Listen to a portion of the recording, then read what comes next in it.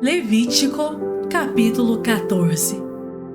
Disse o Senhor a Moisés: Esta será a lei do leproso no dia da sua purificação. Será levado ao sacerdote, este sairá fora do arraial e o examinará.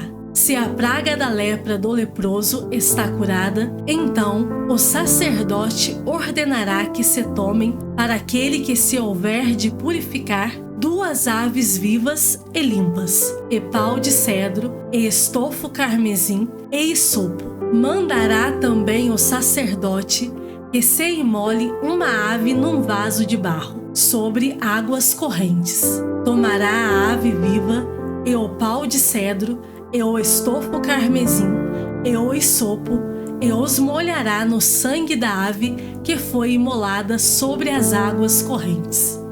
E, sobre aquele que há de purificar-se da lepra, aspergirá 7 vezes.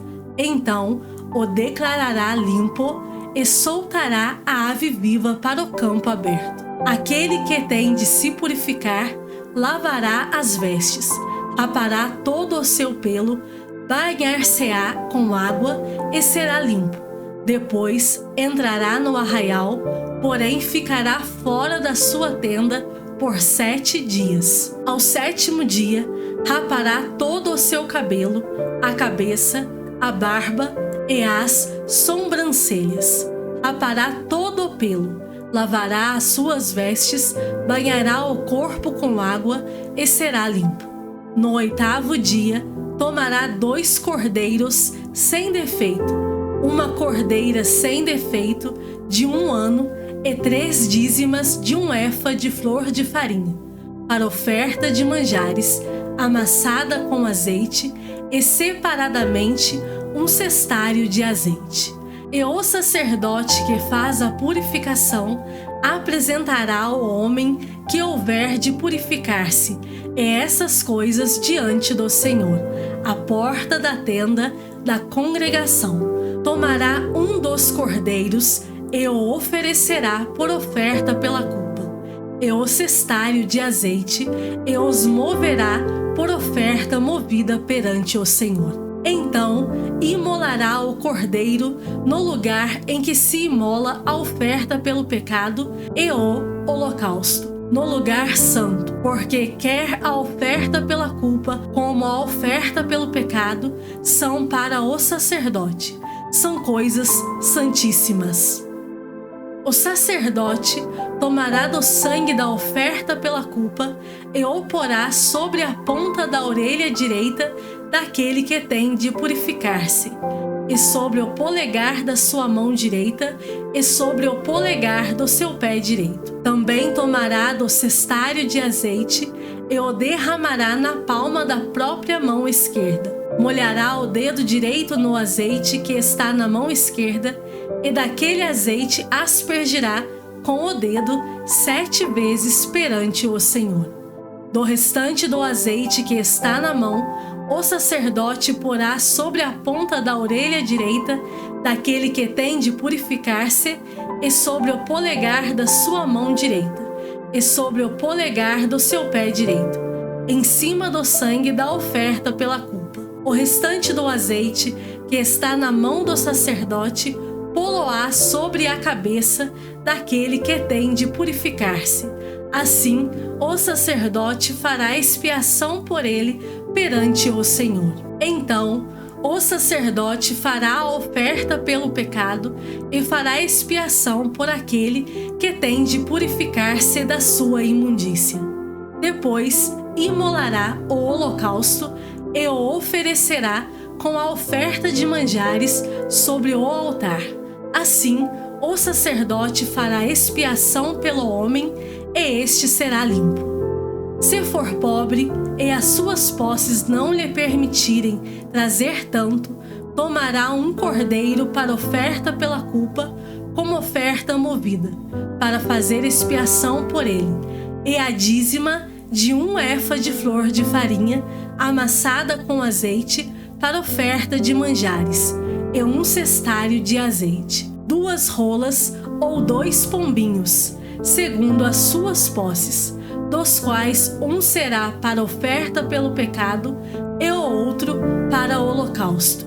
Ao 8º dia da sua purificação, os trará ao sacerdote, à porta da tenda da congregação perante o Senhor. O sacerdote tomará o cordeiro da oferta pela culpa e o cestário de azeite e os moverá por oferta movida perante o Senhor. Então, o sacerdote molará o cordeiro da oferta pela culpa e tomará do sangue da oferta pela culpa e o porá sobre a ponta da orelha direita daquele que tem de purificar-se, e sobre o polegar da sua mão direita e sobre o polegar do seu pé direito. Derramará do azeite na palma da própria mão esquerda, e com o dedo direito aspergirá do azeite que está na sua mão esquerda 7 vezes perante o Senhor. Porá do azeite que está na sua mão na ponta da orelha direita daquele que tem de purificar-se, e no polegar da sua mão direita, e no polegar do seu pé direito, por cima do sangue da oferta pela culpa. O restante do azeite que está na mão do sacerdote porá sobre a cabeça do que tem de purificar-se, para fazer expiação por ele perante o Senhor. Oferecerá uma das rolas ou um dos pombinhos, segundo as suas posses. Será um para oferta pelo pecado e o outro para holocausto, além da oferta de manjares. E assim o sacerdote fará expiação por aquele que tem de purificar-se perante o Senhor. Esta é a lei daquele em quem está a praga da lepra, cujas posses não lhe permitem o devido para sua purificação. Disse mais o Senhor a Moisés e a Arão: quando entrardes na terra de Canaã, que vos darei por possessão, e eu enviar a praga da lepra a alguma casa da terra da vossa possessão, o dono da casa fará saber ao sacerdote, dizendo: parece-me que há como que praga em minha casa. O sacerdote ordenará que despejem a casa, antes que venha para examinar a praga, para que não seja contaminado tudo o que está na casa. Depois virá o sacerdote para examinar a casa, e examinará a praga. Se nas paredes da casa há manchas esverdinhadas ou avermelhadas e parecem mais fundas que a parede, então o sacerdote sairá da casa e a cerrará por 7 dias. Ao 7º dia, voltará o sacerdote e examinará. Se vir que a praga se estendeu nas paredes da casa, ele ordenará que arranquem as pedras em que estiver a praga e que as lancem fora da cidade, num lugar imundo. E fará raspar a casa por dentro, ao redor, e o pó que houverem raspado lançarão fora da cidade, num lugar imundo. Depois tomarão outras pedras e as porão no lugar das primeiras. Tomar-se-á outra argamassa e se rebocará a casa. Se a praga tornar a brotar na casa, depois de arrancadas as pedras, raspada a casa e de novo rebocada, então o sacerdote entrará e examinará. Se a praga se tiver estendido na casa, há nela lepra maligna, está imunda. Derribar-se-á, portanto, a casa, as pedras e a sua madeira, como também todo o reboco da casa, e se levará tudo para fora da cidade, a um lugar imundo. Aquele que entrar na casa, enquanto está fechada, será imundo até a tarde. Também o que se deitar na casa, lavará as suas vestes, e quem nela comer, lavará as suas vestes. Porém, tornando o sacerdote a entrar e, examinando, se a praga na casa não se tiver estendido, depois que a casa foi rebocada, o sacerdote a declarará limpa, porque a praga está curada.